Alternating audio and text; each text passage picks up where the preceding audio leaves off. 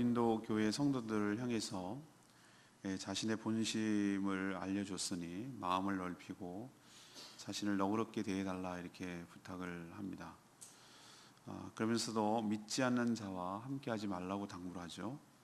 빛과 어둠이 아예 공존할 수가 없듯이 하나님의 성전이자 백성인 성도는 세상과 하나가 될 수 없다라고 말을 합니다.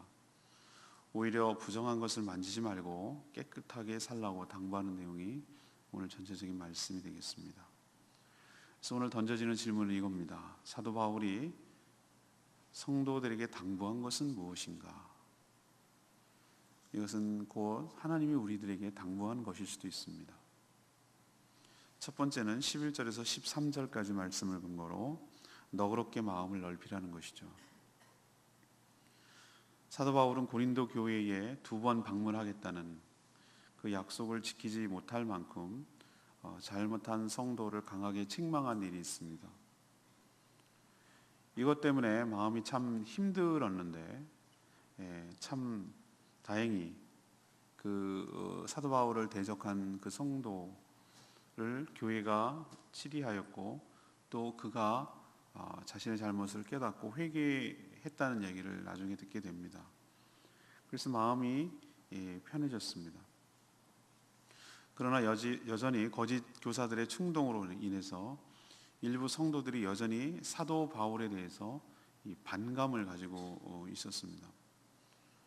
예를 들면 이런 것이죠. 추천서도 가지고 다니지 않는 자가 어떻게 사도냐, 함량미달이다. 또 2번 오겠다는 약속도 제대로 지키지 않는 사람을 어떻게 믿을 수가 있냐, 믿지 못할 사람이다. 이런 식으로 이렇게 비난하고 폄하하고 있었던 것이죠. 그래서 이 고린도 후서를 쓸 수밖에 없었던 것이고요. 또 앞에서 쭉 우리가 묵상했지만 자신이 어떤 사람이며 어떻게 해서 하나님의 종이 되었고 어떤 심정으로 교회를 세웠고 전도를 해왔는지에 대해서 쭉 진심으로 솔직하게 자기의 진솔하게 자기의 삶과 자기의 체험과 자기의 신앙을 이야기를 쭉 해왔습니다. 그러니 이제는 아비 같은 심정으로 말하니 마음을 열고 넓게 하라고 이렇게 당부하고 있습니다. 11절에 보니까 여전히 사람의 진심을 알았음에도 불구하고 마음을 닫고 옹졸하게 생각을 하고 또 계속 불편한 상태로 지낸다면 교회가 약화가 되고 또 복음이 전파되는데 힘을 잃게 돼서 사단의 노림수에 놀아나는 것이라고 생각하기 때문에 그렇습니다. 제가 전에도 한번 언급한 적이 있지만 우리는 죄에 대해서는 단호해야 합니다. 잘못한 것에 대해서는 단호해야 합니다. 잘못한 것도 우물우물 넘어가고 그것이 잘못인지도 얘기도 안 하고 그렇게 하는 것은 결코 앞으로를 나가는데 옳지 못한 태도입니다. 그러나 우리가 또 주의해야 될 것이 하나 있습니다. 잘못한 사람을 계속해서 그거 하나 건수 잡혔다 소위 말해서 이제 뭐 하나 걸렸다 평생 동안 그것을 갖다가 우려먹고 또 거기다 라벨을 붙이고 계속 그거 갖고 할 때마다 꺼내가지고 그렇게 하는 것은 정말 비겁한 일이고 그건 더 잘못하는 것입니다. 잘못을 지적하는 것보다 더 잘못하는 것입니다. 제가 이제 부부싸움도 안 합니다만 이제 가끔 하면은 그 사안에 따라서 이게 이제 10분짜리가 있고 30분짜리가 있고 3시간짜리가 있습니다. 그러면 3시간짜리가 걸리면 어디서부터 나오냐면 저 이제 교제할 때부터 나옵니다. 근데 어쩌면 그렇게 기억을 잘하는지 저는 기억 상실증 다 잊어버리고 왜 그러냐면 제가 모든 것을 다 기억했다 그러면 제가 머리가 터질 것 같아요. 전 하나님은 은혜를 주셨어요. 그냥 자주 잊어버려요. 근데 또 어떤 거 기억하지 말아야 될 거는 또 잘 기억을 하는데 근데 대체적으로 좀 하나님 감사해요. 그걸 계속 마음속에 담아있다면 제가 이게 어떻게 되겠어요? 근데 집사람은 안 그래요. 꼬깃꼬깃. 근데 정말로 치사한 건 뭐냐면은 아니 그렇다 치자 이거 그럼 한 번 했으면 됐지. 그거를 평생 동안 딱 그 담보 잡듯이 그걸 잡아가지고 있을 때마다 사람을 이제 길을 죽이고 있을 때마다 이렇게 뭐라고 그러면은 저는 어떻게 하라는 거예요, 그럼? 어떻게 해야 되는 거죠? 그럼 잘못했다고 용서를 구한다고 그렇게 얘기를 하면은 이제 그 얘기는 하지 말아야 되잖아요. 그걸 또 얘기하고 또 얘기하면은 정말 힘든 거예요. 우리도 어떤 사람을 잘못했어요. 근데 우리는 다 가만 생각하면은, 근데 이런 태도를 취하면 나만 너는 잘못 안 해? 이렇게 말하면 그건 죄인의 태도가 아니에요. 자기가 잘못했음을 시인하고 인정하고 용서를 구하는 것이 필요해요. 근데 죄인들의 특징 중에 하나가 뭐냐면은 자신의 죄를 인정하지 않는 거예요. 변명하고 합리화하고 그럴 수밖에 없다 그러고 너는 안 그러냐 그러고 난 요만큼인데 쟤는 이만큼이라고 그러고, 이 죄인들이 얼마나 빠져나갈 구멍을 많이 만드는지 어려서부터 다 알아요. 근데 더 조심해야 될 건 뭐냐면은 그런 태도도 옳지 않지만 자신의 잘못을 시인하고 인정하고 그렇게 되고, 사람이 실수가 있고 허물이 있는데도 불구하고 탁 그 마음을 닫아버리고 마음을 만큼 써가지고 저 사람은 저래 저 사람은 저래 그래가지고 늘 대할 때마다 쌀쌀맞게 대하고 냉정하게 대하고 본척만척하고 그렇게 하는 건요, 그건 더 나쁜 거예요.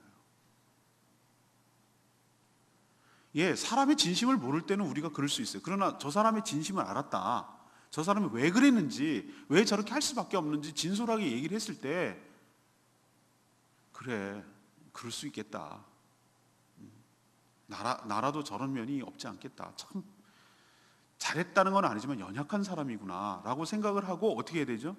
그것을 너그럽게 대해줘야 되는 것이, 마음을 넓게 열고 너그럽게 대해야 되는 거예요. 그래야 우리가 사단의 노림수에 넘어가지 않는 거예요. 사단은 계속해서 마음에 꽁하게 만들고 계속해서 마음에 불편하게 만들고, 그래서 저 사람과의 친밀한 관계로 들어가지 못하도록 하고, 그래서 공동체, 교회 공동체가 특히 약화되게 해서 관계가 느슨하게 되고 그 빈틈이 되고 서로 갈등하게 하고 서로 싸우게 하고 서로 나뉘게 하고, 이렇게 해가지고 교회가 하나님 나라를 위해서 귀하게 세워져 가야 되고 영혼 구원을 위해서 힘을 써야 될 그 응집력을 약화시키는 거라면 사단은 성공한 거잖아요. 우리가 그 사단의 노림수에 넘어가지 않도록 상대의 진심을 알았으면 마음을 열고 너그럽게 대하는 저와 여러분 되기를 소망합니다. 마음 쓰는 게 이만큼밖에 안 되는 그런 사람이 아니라, 누구나 실수와 허물이 있고 오해가 있을 수도 있다는 생각을 하고, 오해가 다 풀리면 마음을 넓게 열려서 관용으로 대하고 너그럽게 대하는, 그래서 하나님의 뜻을, 성령의 뜻을 이루어가는 저와 여러분 되기를 소망합니다. 두 번째 얘기는 14절에서 16절 말씀, 세상과 어울리지 말라는 거예요. 사도 바울이 세웠던 이 고린도 교회 내에서 이 성도들과 사도 바울 사이를 계속 이간질하는 거짓 선생들이 있었어요. 여전히 우상숭배 문제, 고린도 전서에 보면 그 심각하게 나타나거든요. 우상숭배 문제와 음란의 문제를 잘못 성도들에게 이야기를 하고 계속 바르게 가르치는 사도 바울을 비난했어요. 사도 바울은 자신의 진심을 알았으니 자신에게 마음을 넓히고 너그럽게 대해달라라고 당부하면서도 잘못된 교리를 가지고 복음을 훼손하고 또 교회를 어지럽히는 자들에 대해서는 단호하게 정리하라고 그렇게 촉구하고 있어요. 그래서 도저히 공존할 수 없는 5가지 예를 쭉 설명하면서 그들과 어울리지 말 것을 얘기를 하는 거예요. 5가지는 뭐냐? 의와 불법, 의로움과 불법이 같이 있을 수는 없잖아요. 빛하고 어둠이 같이 있을 수는 없잖아요. 환한 어둠이라는 게 있습니까? 말장난이죠. 그건 말장난이에요. 빛과 어둠은 같이 있을 수가 없는 거예요. 그리고 그리스도와 벨리알은 사탄을 의미해요. 사탄은 다른 이름이에요. 그리스도와 벨리알이 같이 있을 수 없고, 신자와 불신자, 성전과 우상이 도저히 공존할 수 없는 그런 존재란 말이죠. 하나가 있으면 하나가 없게 되는 거예요. 마찬가지로 성도 역시 세상과 하나가 될 수 없다는 겁니다.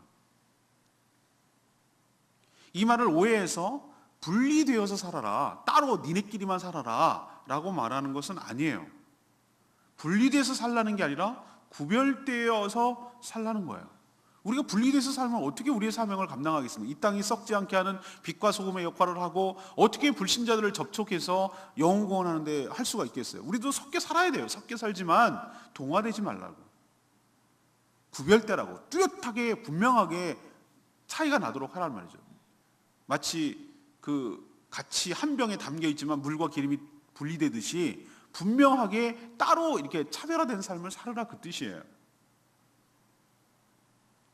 특히 내 삶과 그다음 내 신앙에 지대한 영향을 주는 존재와 내 주변에 그런 존재를 내 주변에 가까이 있게 하는 것은 굉장히 위험하고 악영향을 끼치는 것이에요. 그런 자가 있다면 속히 관계를 정리하고 끊어야 돼요. 그러지 않으면 계속 나에게 악영향을 주기 때문에. 우리란 사람은 독특하게도 어디에 영향을 많이 받냐면은 환경에 영향을 받는데, 환경 중에서 어떤 환경을 여냐면 내 주변에 나랑 자주 시간을 보내고 나랑 자주 생활을 같이 하고 행동을 같이 하고 같이 하는 사람들에게 영향을 받게 돼 있어요. 우리는 사람이기 때문에 사람이 사람에게 영향을 받아요.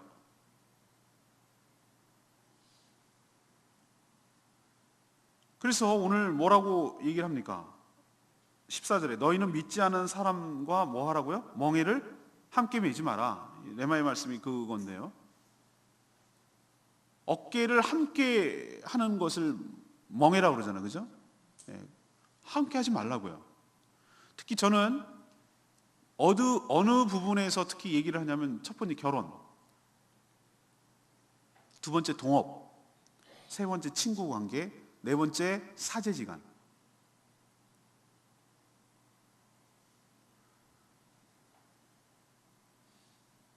정말로 미혼인 형제 자매들이 불신자와 결혼한다는 것이 무엇을 의미하는지 너무 몰라요. 너무 뭐라고 할까, 순진하게 생각해. 나중에 전도하면 된대. 누구 맘대로? 내가 믿어주는 건가요? 아니요. 믿어지는 것이 은혜임의 축복인 줄로 믿습니다.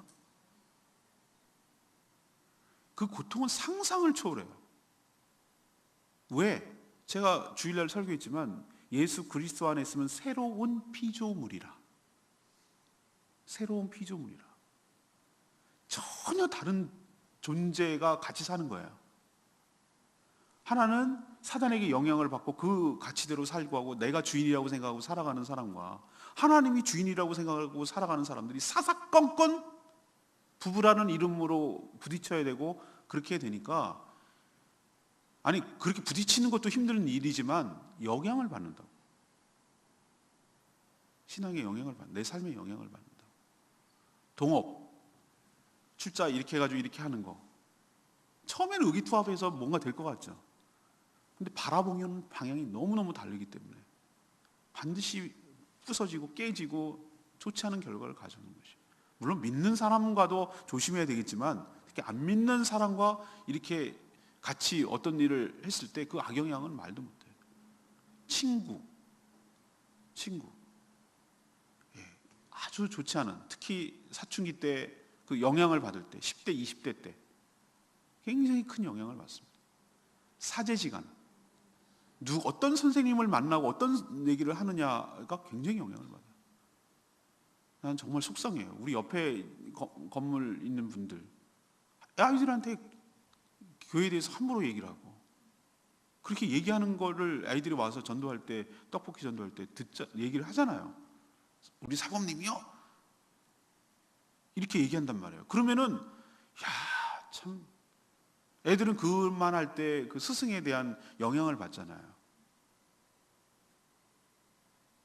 그래서 우리가 오늘 말하는 것을 좀 잘 심각하게 들어야 돼요.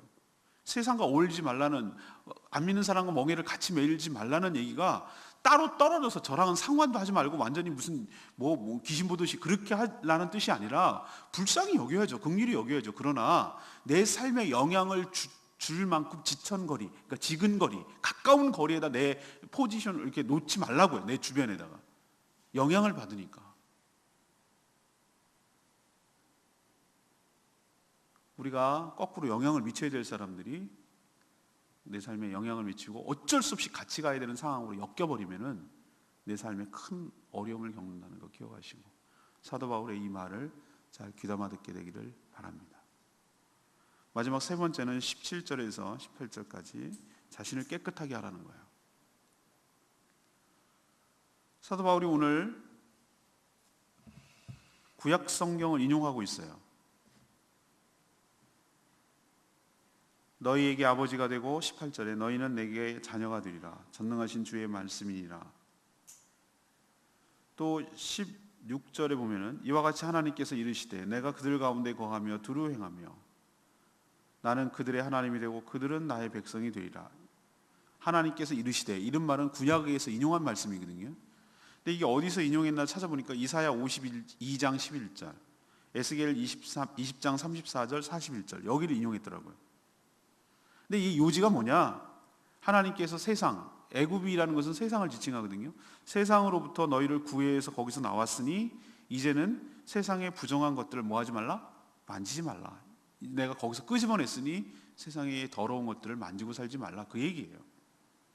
왜? 이제는 아버지가 바뀌었거든. 너희는 사단의 자녀에서 누구로 바뀌었다고요? 하나님의 아버지가 되고 그들은 자녀가 되었기 때문에. 그럼 왜 이런 말씀을 인용해서 지금 전하는 이유가 뭘까? 이전과는 이제는 다르게 살라는 거예요. 우리의 몸은 하나님의 영이 거하시는, 성령이 거하시는 성전인 줄로 압니다. 그리고 우리 또한 관계가 하나님의 거룩한 백성이자 자녀가 되었습니다. 그러니까 거기에 합당하도록 살라는 뜻이죠. 그러면 자녀답게 산다는 건 뭐냐? 세상의 온갖 더러운 것에서 자신을 깨끗하게 지켜서 거룩함을 온전히 이루는 것, 이것이 바로 자녀답게 사는 것이죠.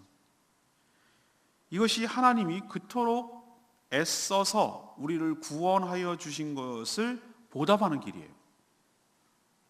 하나님께서 우리에게 뭘 기대하실까요? 우리가 가져다 헌금을 한들 하나님께서 물론 하시죠. 근데 하나님께 보탬이 되겠습니까? 다 하나님 건데, 그렇죠? 그럼 하나님께서 우리를 구원하시고 뭘 기대하시는 걸까? 네, 하나님의 백성답게, 하나님의 자녀답게 그렇게 거룩하게 살아가는 것, 온전히 구원을 이루어내는 것, 이것이 바로 우리를 그렇게까지 핏값을 흘려서 우리를 구원하신 하나님의 기대이며 바람인 줄로 믿습니다. 자녀는 누구를 닮아갑니까?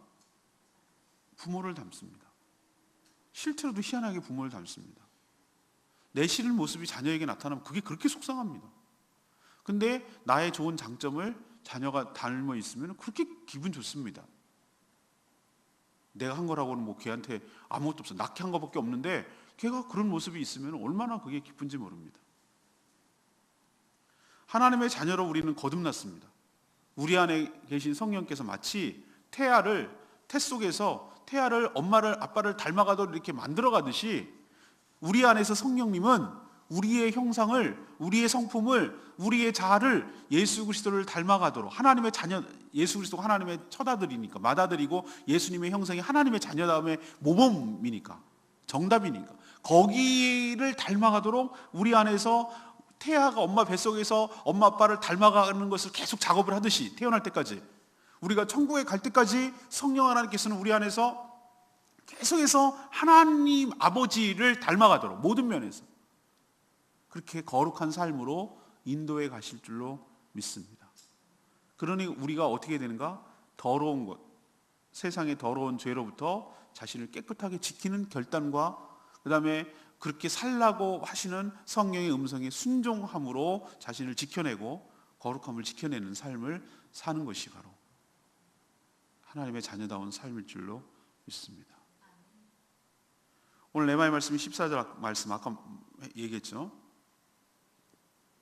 전 이 말씀이 더 이렇게 마음에 오늘 와닿았어요. 너희는 믿지 않는 자와 멍에를 같이 매지 마라. 의와 불법이 어찌 함께하며 빛과 어둠이 어찌 사귀며, 이런 표현을 쓰고 있어요. 이 멍에는 뭐냐? 우리는 요즘 그런 거 안 쓰는데, 그리고 옛날에 보면은 우리는 소가 한 마리였어요. 근데 황희정승 얘기 나오고, 황희정승 얘기 아시죠? 소 두 마리, 이소 두 마리가 있단 말이에요. 두 마리가. 그러니까 이소한테 얘기하지 말고 저 사람, 소도 다 알아듣는다.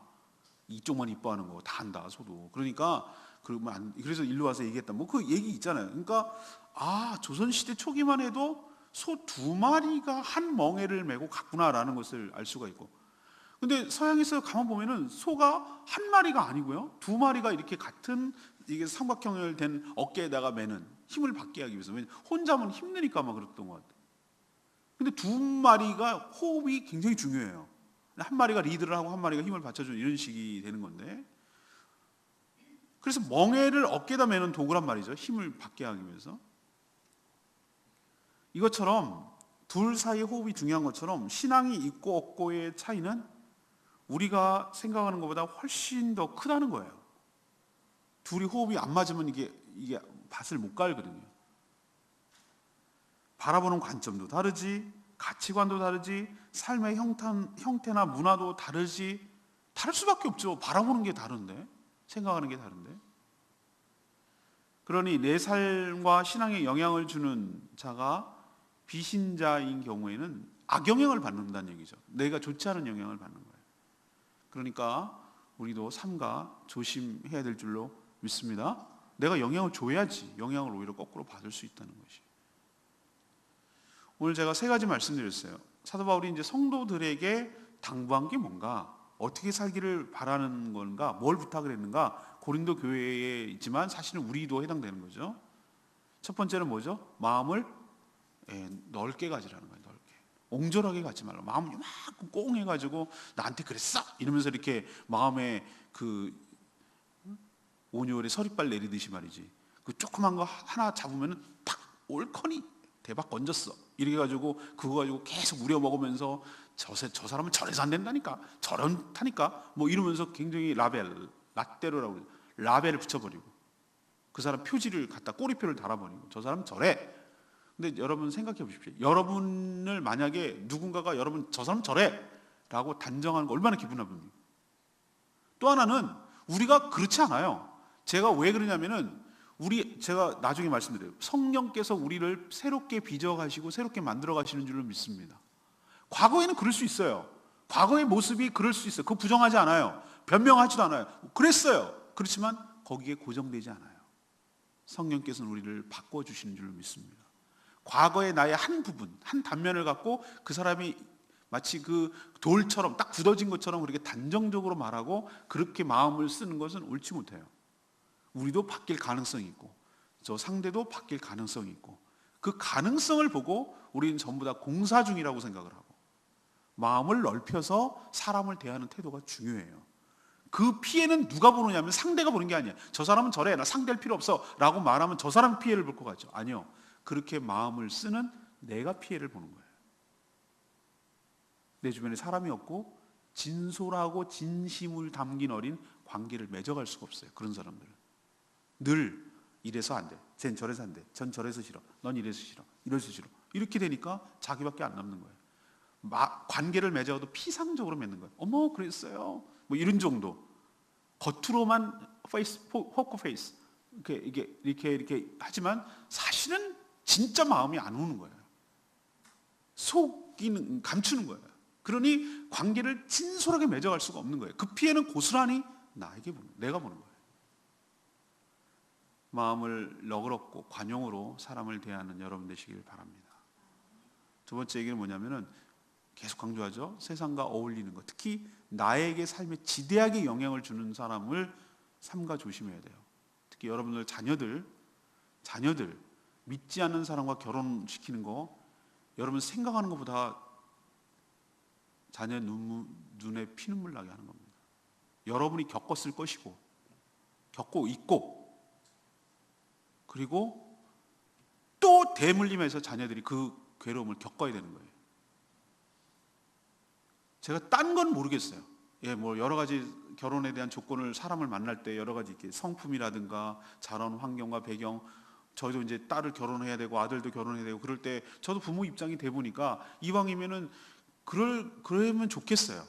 성품이 그런 사람, 굴곡이 없었던 사람. 그러나 진짜로 중요한 건 신앙이 달라버리면 이거야말로 심각하다는 거예요. 세 번째는 자녀답게 살기 위해서 뭐 하라고요? 자신을 깨끗하게 하라고. 그게 자녀답게 사는 것이고, 부정한 거 만지지 말라. 오늘 이 세 가지 당부 생각하시고 우리 믿음으로 살아가며 승리하는 저와 여러분 되기를 소망합니다. 오늘 말씀 붙들고 기도하기 전에 우리 찬양집 54장 부르고 기도하겠습니다.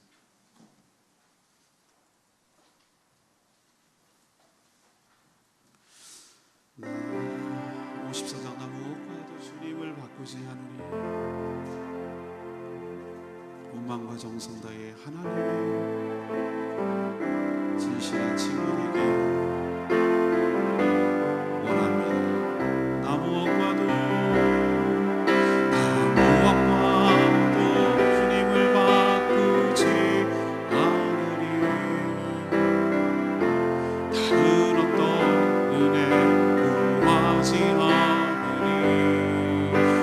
주님만이 내 삶의 도움이시니 주의 얼굴 보기 원합니다. 주님 사랑해요.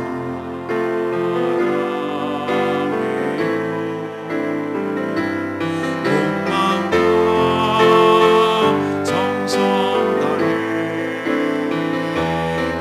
하나님의 진실한 친구 되기 원합니다. 나 무엇과도 주님을 바꾸지 않으리. 다른 어떤 은혜 구하지 않으리. 오직 주님만이 내 삶의 도움이시니 주의 얼굴 보기 원합니다. 예. 주님 사랑해요.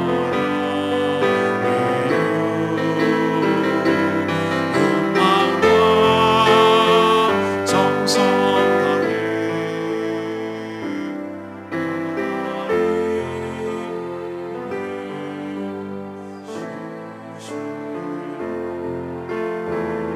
친구 되기 원합니다.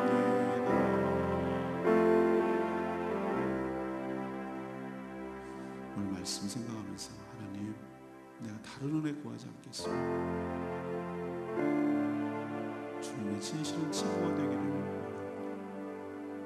오직 주님만이 내 삶의 도움이 되시니 내가 주의 얼굴만을 구하며 주의 얼굴을 보기를 원하나이다.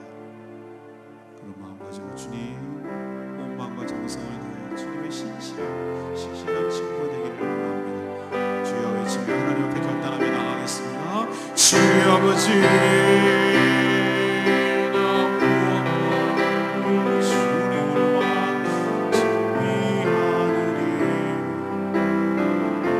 다른 어떤 은혜 구하지 않으리. 오직 주님만이 내 삶의 도움이시니 주의 얼굴 보기 원합니다.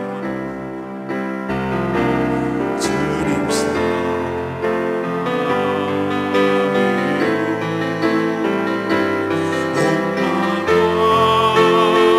정성 다해 하나님의 신실한 친구 되기 원합니다.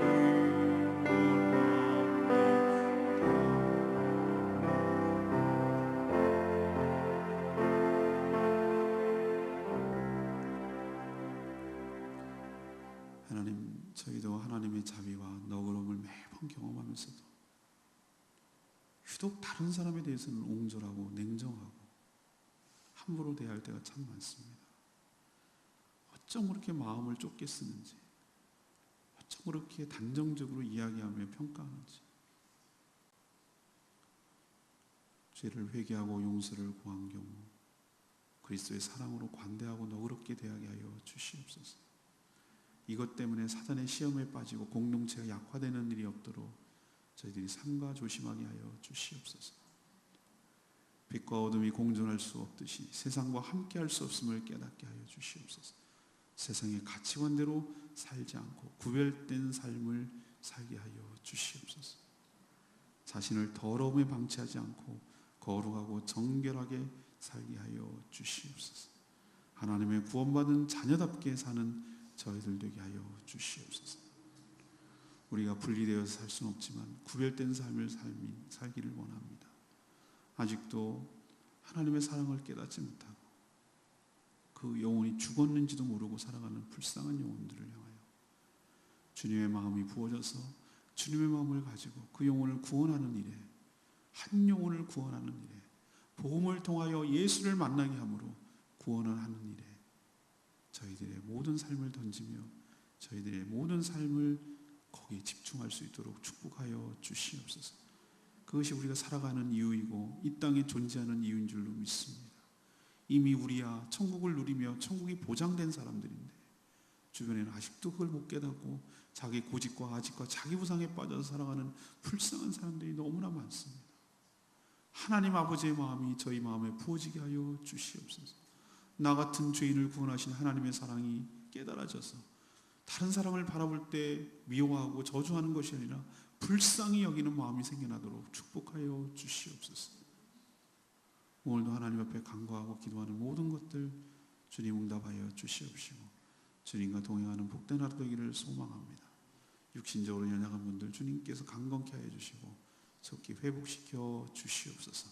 주님께 모든 것 맡기었고 예수 그리스도의 이름으로 축복하며 기도합니다. 아멘. 집사람을 위해서 좀 기도 좀 해주시고